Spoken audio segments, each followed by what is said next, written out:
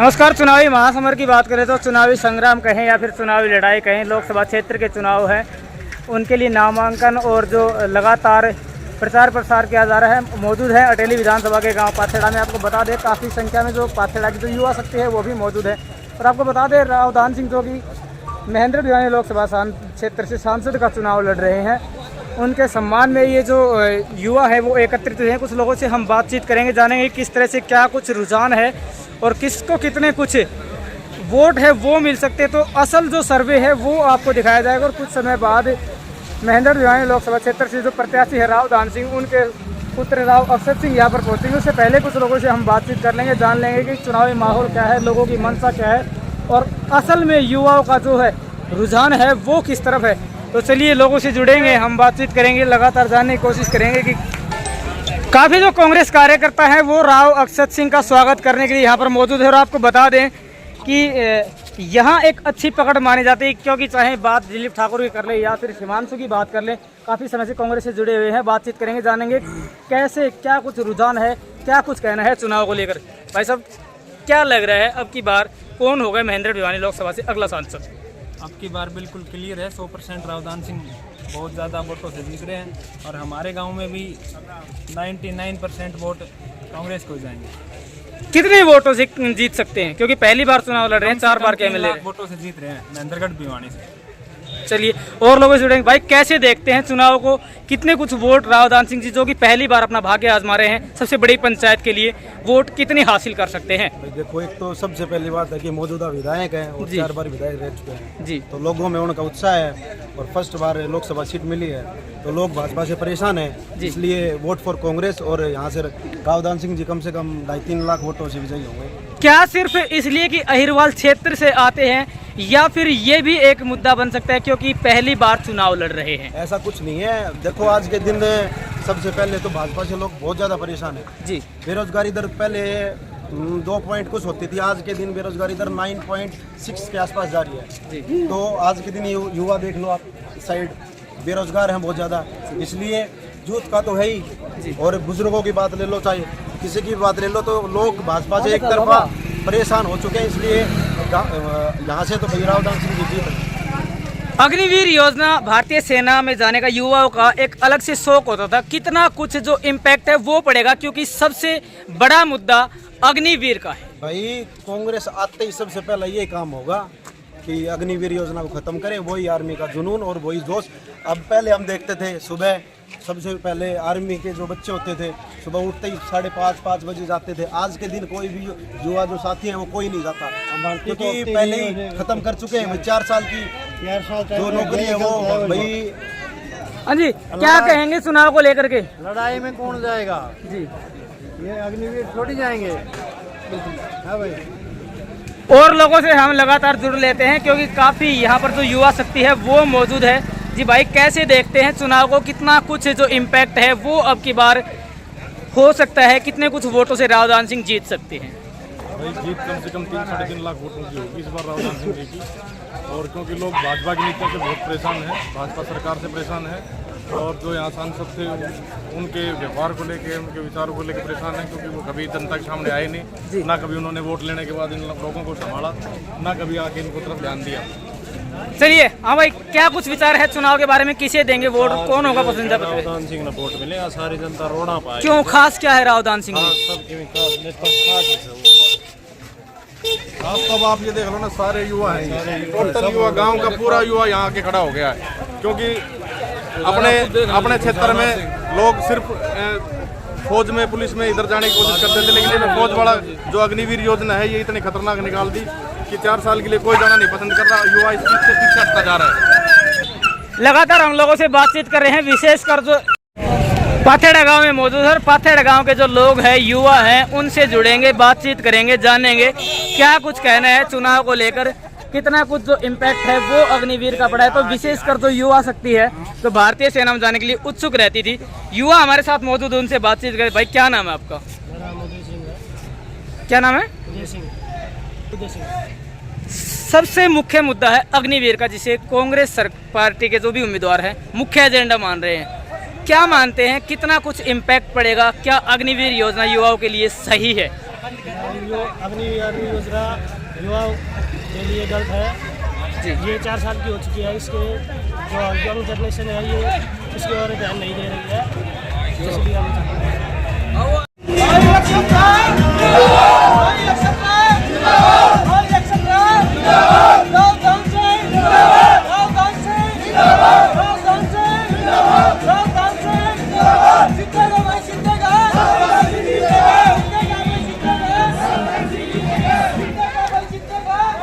जोरदार तरीके से मान सम्मान का आगमन कर राव अक्षत सिंह जी का।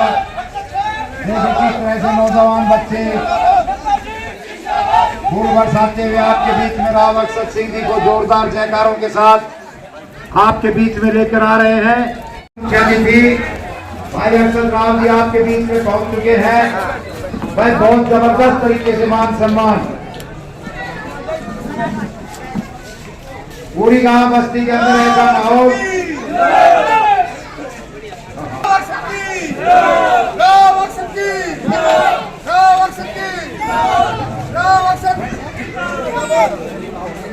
बहुत जबरदस्त तरीके से मान सम्मान।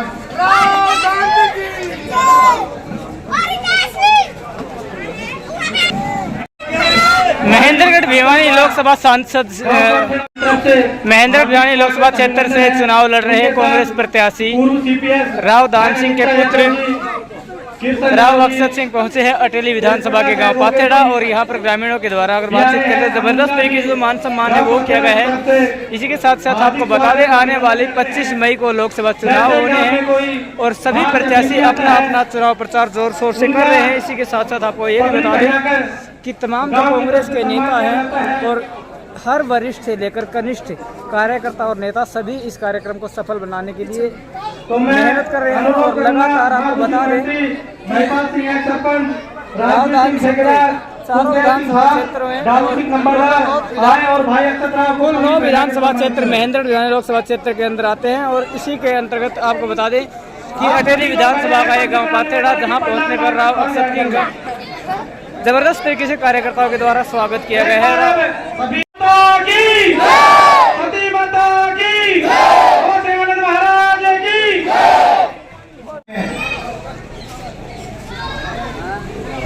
आप सभी एक बार जोरदार तालियां जरूर बजाएं। एक बार मिलकर जोर से जयकारा लगाएंगे। राव दान सिंह, कांग्रेस पार्टी के सम्मानित करेंगे। तालियां बजाते रहें।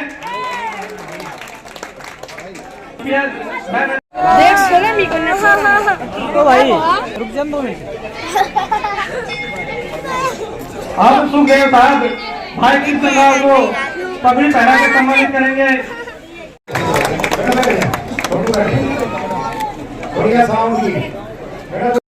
धन्यवाद साथियों। राव अक्षत सिंह आज गांव की पावन धरा पर उपस्थित हमारे यहाँ पे हमारे साथ आई पूर्व के अंदर आपकी यहाँ की विधायिका अनीता सुरेंद्र नंबरदार जी, हमारे साथ आए कृष्ण राव जी, हमारे जो बहुत ही बेहतरीन वक्ता हैं, जो मेरे को लगा कि मैं जिस तरीके से जिस भावना से उन्होंने यहाँ पर अपनी बाव रखी, अपने लोगों की बात समझी। अगर तेज प्रकाश जी एडवोकेट साहब नारनौल से, सुरेंद्र पटवा जी एक्स पार्षद साहब, रोशन लाल चेयरमैन साहब, सतपाल चेयरमैन साहब, अंशराज सरपंच साहब हमारे सरपंच एसोसिएशन के अध्यक्ष हैं मांडोला से, गरीब सरपंच साहब, हमारे संजीव सरपंच साहब, प्रदीप सरपंच साहब, वीरभद्र सरपंच साहब, रामफल कौशलिया जी, अनिता बावता जी, हमारी कृष्ण प्रधान जी, सुबह सरपंच साहब, सूबेदार श्रीचंद यादव जी, रामपाल मुनैन जी, रिंकू यादव जी जगड़ोली से, राजू भाई तोबड़ा से, धीरज भाई तोबड़ा से, सुधीर भाई बेरली से, लीनू भाई देरोली से और मेरे साथ आए हुए सभी साथीगण, क्योंकि काफी सारे लोगों की लिस्ट है। हमारे विकास बाबू जी भी यहाँ पे है और चंद्र प्रकाश जी के बेटे हैं। मैं ज्यादातर साथियों की काफी लंबी लिस्ट है, मैं कहूँ समय का अभाव है। आप लोगों से निवेदन करना चाहता हूँ कि मैं आप लोगों को समस्त हमारा मंचासीन बोलूंगा, उसके अंदर आप हमारी भावना एक्सेप्ट करें। समस्त मंचासीन, मेरे सामने बैठे मेरे पिता तुल्य बुजुर्गों, मेरे युवा साथियों, मेरी जहां तक आवाज पहुंच सकती है, मातृशक्ति सर्वप्रथम गांव के आगमन पर मेरे युवा साथियों ने, मेरे भाइयों ने जिस तरह हमारा प्यार, प्रेम और स्नेह से 36 बिरादरी के साथियों ने जो मेरा स्वागत करा है, मैं हृदय गहराई से आप सबका बहुत बहुत धन्यवाद करना चाहता हूं। मैं साथियों एक और बात आपको बताना चाहता हूं, आप लोगों को विश्वास देना चाहता हूं। आप लोगों ने जो प्यार, प्रेम और स्नेह, जो मान सम्मान की पगड़ी यहाँ रखी है, आज भले ही हम 3 घंटे लेट हो, आपको विश्वास दिलाता हूं जिस दिन मेरे किसी भाई को मेरी जरूरत होगी तो 3 मिनट भी लेट नहीं होगा। साथियों आपको पूरा विश्वास दिलाता हूं। हमारे देश प्रदेश की क्या हालात हैं, क्या हमारी परेशानियां हैं, क्या हम पा चुके हैं, किस तरीके की समीक्षा करनी है, ये सारी बातें मेरे पूर्व के वक्ताओं ने अच्छी तरह बताई। मैं साथियों आपको एक चीज बताऊंगा, मेरी लड़ाई युवाओं की है और युवाओं की लड़ाई के अंदर सबसे बड़ी परेशानी आज के दिन बेरोजगारी है। साथियों मेरा एकमात्र लक्ष्य है कि युवाओं के अंदर रोजगार आना चाहिए। हमारे क्षेत्र के प्रतिभाशाली युवा हैं जिनको काम करने का अवसर नहीं मिल रहा, पढ़ा लिखा युवा आज घर बैठने पर मजबूर है। तो साथियों मैं आपसे एक चीज का पक्का वादा करता हूं, क्या है कि सब लोगों को सरकारी नौकरी नहीं मिल सकती, फिर भी वर्तमान सरकार ने जो 2 लाख नौकरियां खाली रखी हुई हैं, इनको भरने का काम आने वाले भविष्य के अंदर आप लोगों की सरकार करेगी साथियों। और आप लोग प्राइवेट नौकरी का बताता हूं, और जो बचे हुए प्राइवेट नौकरी हैं, हमारे क्षेत्र की सबसे बड़ी परेशानी हमारे यहाँ पे उद्योग ना होना है। हमारे यहाँ पे उद्योग जब तक नहीं लगेंगे तब तक आपका और हमारा उद्धार नहीं हो सकता। आपको विश्वास दिलाता हूँ 2014 के अंदर चौधरी भूपेंद्र सिंह हुड्डा जी की सरकार थी, कांग्रेस पार्टी की सरकार थी, आप लोग सब हमारी आखिरी रैली के अंदर उपस्थित थे। ये गांव मेरे पिताजी का प्रिय गांव है, ये वो गांव है जिसने सदा उनको मदद करी है। आप सब लोग उस रैली में मौजूद थे। चौधरी भूपेंद्र सिंह हुड्डा जी ने एक पहल करी थी कि IMT खुड़ाना बनाना है, जिसके अंदर सरकार को वहां की पंचायत ने ज्यादातर लैंड, ज्यादातर जमीन मुफ्त के अंदर जनता के हक के और अधिकार की लड़ाई के लिए IMT बनाने के लिए देने को तैयार थी। पर इस विफल सरकार ने मात्र 20 एकड़ जमीन के चक्कर में, मात्र 20 एकड़ जमीन के अधिग्रहण को रोकने के चक्कर में वो IMT आज तक नहीं बनी है। साथियों आपको याद रखने की जरूरत है। मैं आपको विश्वास दिलाता हूं कि इस IMT खुड़ाना की लड़ाई नहीं, इस लड़ाई को पूर्ण रूप से खत्म करते हुए आपके बीच में IMT खुड़ाना बनाने का काम करेंगे। साथियों आपको पूरा विश्वास दिलाता हूं। हमारे क्षेत्र की एक और बहुत बड़ी मांग है, जो हमारे पीछे से एक हाईवे की जरूरत हमारे को जो है, आज के दिन गुड़गांव से आने वाला IMT खुड़ाना खोल दिया और यहाँ पे आके उद्योग लग जाएंगे। IMT खुड़ाना तब खुलेगा जब IMT मानेसर और IMT खुड़ाना की डायरेक्ट रोड बनेगी। साथियों एक रोड का प्रपोजल बनाएंगे जो खासकर हमारे IMT मानेसर के पास से निकलेगा और निकल के दुरावड़ा होते हुए कनीना, हमारे रेवाड़ी के ऊपर से घूमता हुआ, कनीना के ऊपर से घूमता हुआ, भागोत कट से होता हुआ आपके सीधे IMT खुड़ाना के अंदर जाके जुड़ेगा। साथियों आपको बताना चाहता हूँ, साथियों भविष्य के लिए एक चीज की पक्की है, एक मन के अंदर पीस है कि मेरे साथियों को, आज पढ़े लिखे युवाओं को मजबूरन के अंदर उनकी प्रतिभा अनुसार रोजगार की बजाय प्रतिभा से कम में रोजगार करना पड़ रहा है। आज मैं ग्रुप डी के बारे में एक छोटा सा वाक्य बताऊंगा जिससे आप समझ पाएंगे हमारी बेरोजगारी के स्तर। आज से कुछ दिन पहले मैं एक सरकारी ऑफिस में गया। सरकारी ऑफिस में हमारे क्षेत्र का एक युवा मेरे को मिला। युवा ने कहा कि, मैंने कहा भाई आप यहाँ कैसे? युवा ने कहा कि मैं, भाई साहब मेरे को सरकारी नौकरी मिल गई, मेरे ग्रुप डी के अंदर सिलेक्शन हो गया, चयन हो गया और मेरा सरकारी खजाना के अंदर एक हिस्सा हो गया। मैं कहा भाई बहुत बहुत शुभकामनाएं आपको। अगले ही पल मैंने उससे पूछा कि भाई आप ग्रुप डी में तो लग गए, पर मेरे को जहां तक याद है आपने तो पढ़ाई अच्छी कर रखी है। उसने सामने से कहा भाई साहब जी हाँ, मैंने MSc केमिस्ट्री कर रखी है। मैंने MSc केमिस्ट्री करे, भाई तूने इस ग्रुप डी की नौकरी क्यों ली? तो उसने एक ही बात कही, यदि ग्रुप डी की नौकरी इसलिए ली कि परिवार की आशाएं, जरूरतें, घर परिवार की जरूरतें, वजन सर के ऊपर, जो मेरे परिवार ने, बड़े बड़े बुजुर्गों ने मेरे को पढ़ा लिखा के इस लायक बनाया था कि मैं रोजगार करूं, ग्रुप डी के अलावा कोई रोजगार आ नहीं रहे, तो मैं परेशान होके ग्रुप डी के अंदर एमएससी करा हुआ भाई आज नौकरी कर रहा हूँ। मैं कहा चल कोई बात नहीं, संघर्ष है, उस संघर्ष के साथ रहे। मैंने एक और उससे प्रश्न पूछा, मैं तू ये बता कि तेरा जो सीनियर है जिसके लिए तू वहाँ पानी पिलाता है, खाना खिलाता है, उसके क्या हालात हैं, जिसके पास तू पेन लगा हुआ है? वो कहता है जी मैं एमएससी केमिस्ट्री हूँ, मेरा जो सीनियर है वो सिंपल बीए है, मेरे से अंडर क्वालिफाइड है, पर मैं क्या कर सकता हूँ, मेरी परेशानी इतनी है। मैंने उसको कहा यार तेरे को साथ जो हुआ है, तेरे जो संघर्ष है, इस बात को देख के वर्तमान की सरकार को शर्म आनी चाहिए। हमारा प्रतिभाशाली क्वालिफाइड युवा आज अगर ग्रुप डी में नौकरी कर रहा है तो ग्रुप डी में नहीं, वो लेक्चरर लायक नौकरी लायक था, पर मजबूरी के अंदर ग्रुप डी की नौकरी कर रहा है। मेरे मन में एक आवाज है, मेरे युवाओं के लिए संस्थान बनाने की जरूरत है, इसको मैं बना के रहूंगा, प्रतिभा अनुसार उनको रोजगार दिला के रहूंगा, भले सरकारी हो प्राइवेट हो, भले उद्योग में हो, सरकार के अंदर से मेरे को पूरा विश्वास है, मैं युवाओं के लिए उनकी रोजगार की लड़ाई मिटा के रहूंगा। साथियों को बताना चाहता हूँ, मैं अभी रास्ते में आ रहा था, हमारे प्रदेश के अंदर हमारे देश के अंदर एक और परेशानी आ पड़ी है। आपके और हमारे सर पे ये अग्निवीर की योजना थोपी गई है।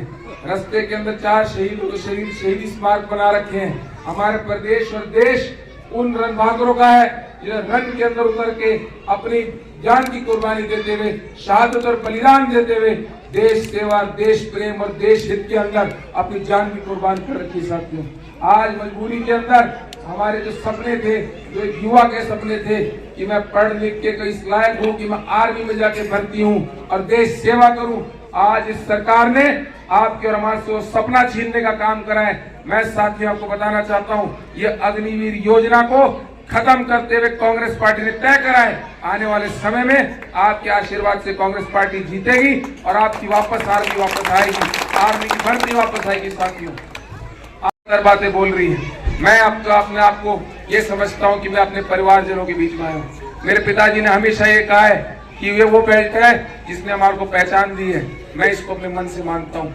आज भी सुबह उठ के मेरे पिताजी कहते हैं बेटा तू 3 चीजें जरूर करा कर, सबसे पहला भगवान को याद करा कर, दूसरा अपने दादा दादी को याद करा कर। हम लोगों ने भगवान देखा नहीं है, वो हमारे दिमाग के अंदर वही भगवान होने चाहिए, हमारे दिल में वही भगवान होने चाहिए। तीसरा, महेंद्रगढ़ की जो ये पूरी बेल्ट है, पहले महेंद्रगढ़ विधानसभा क्षेत्र का जो हिस्सा होता था, इसको और एक आदमी को जिसने कंधे से कंधा मिला के हमारे को एक साधारण घर के परिवार के आदमी को, मेरे पिताजी को पहचान देने का काम करा, अपने लाडले को पहचान देने का काम करा है, उसको याद करा कर। साथियों, मैं सदा आप लोगों का ऋणी रहूंगा, मेरा परिवार आपका ऋणी रहेगा। मैं आपको विश्वास दिलाता हूँ, आप लोगों के आशीर्वाद से आज 4 बार विधानसभा में आवाज उठाने का मौका मिला है, 4 बार आपने विधानसभा भेजा है। इस बार आप लोगों से निवेदन करने आया हूँ, आप लोगों से प्रार्थना करने आया हूँ कि आप लोग आने वाली 25 तारीख देता हूँ, आपको एक आश्वासन देता हूँ, युवा साथियों, आपने जिस जोश से आज हमारा स्वागत करा है, आप कभी मेरे इस लायक बनाया कि मैं आपकी को मदद कर पाऊँ। आपको पूरा विश्वास दिलाता हूँ कि आपको इससे भी 2 गुना फालतू जोश से आप लोगों का काम करने का काम करूंगा। भाई साथियों, सभी साथियों का बहुत बहुत धन्यवाद। हम लोग लटका दिया बीजेपी ने, इसको लटका दिया 10 साल का संघर्ष, 10 साल लगे। मैं आपको बताना चाहता हूँ, गुड़गांव एक छोटा सा कस्बा था, एक जमाने में ऐसा था कि रेवाड़ी गुड़गांव से बेटर डेवलप था। आज की परेशानी समझो, आज ये हालात है कि गुड़गांव को सिर्फ मारुति ने बनाया था। हमारी परेशानी समझो, हमारी परेशानी आज की है, एक अच्छा उद्योग आ जाएगा तभी हमारा भला, नक्शा बदल जाएगा। तो जो आप बता रहे हैं कि अग्निवीर को खत्म कर देंगे, तो क्या ऐसा हो पाएगा? 100% अग्निवीर योजना हमारे इंटरेस्ट के खिलाफ है। ये वो आदमी योजना ला सकता है जो कि युवाओं से और लोगों से दूर रहता हूँ। भाई अपने पैलेस में बैठ के वो अपनी बात बस फतवा जारी करने वाला काम है। महेंद्रगढ़ में तो सबसे ज्यादा सेना में जाते हैं। अभी मैं गांव के अंदर घुसा, 4 जगह शहीद स्मारक है, हमारा रणभाकुर का क्षेत्र है। शहादत बलिदान का स्वरूप यहाँ पे जवानों के अंदर भावना है, देशभक्ति की भावना है, देश प्रेम की भावना है। इस जनता को, इस युवा पीढ़ी को उनका सपना वापस कराना जरूरी है कि वो आर्मी में नौकरी कर सके। तो मजा आ गया होगा, युवा साथ है पूरे। बहुत बहुत आज राजनीतिक गलियारे में एक बड़ी चर्चा का विषय, किरण चौधरी जी भी साथ आई है, कितना कुछ फर्क पड़ सकता है? 100% फर्क ही फर्क है। किरण चौधरी जी साथ आएगी तो और अच्छा होगा चुनाव, उसके अंदर क्या बात है।